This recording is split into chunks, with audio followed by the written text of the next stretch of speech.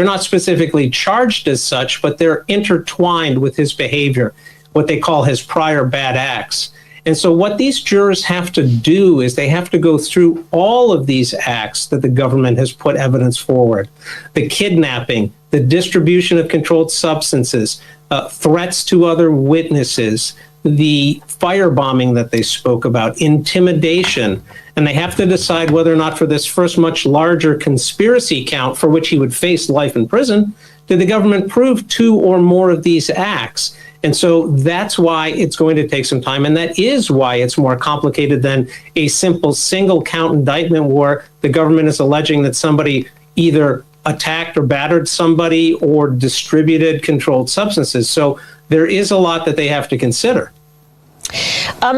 If this jury sits for days and days and days and continues to deliberate, do you think that points one way or the other to a verdict of guilty or not guilty?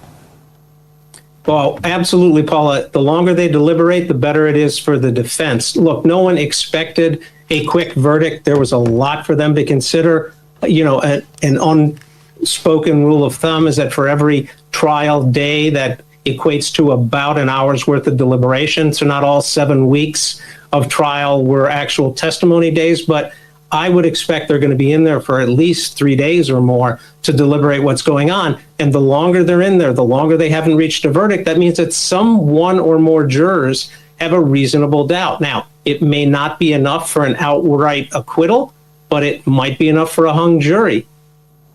And a hung jury for prosecutors here would again be very difficult. As you said, this was a long case, a difficult case to put together. It will be. It certainly is a victory for the defense. Then the prosecution has to decide, well, are we going to do this all over again? But if they do decide to do it all over again, they've now seen what it was that the hole was by questions the jurors have asked. Perhaps we'll get more questions as it goes along, and they'll be able to plug those holes. But a mistrial is a short-term victory for the defense. And we continue to wait as the jury deliberates. David Weinstein for us. Thanks. Really appreciate it. Tensions high as the first day of jury deliberations in the Sean Diddy Combs trial hit a major snag. A note today from the jury reading, quote, "We have a juror, number 25, who we are concerned cannot follow your honor's instructions." The judge telling them to continue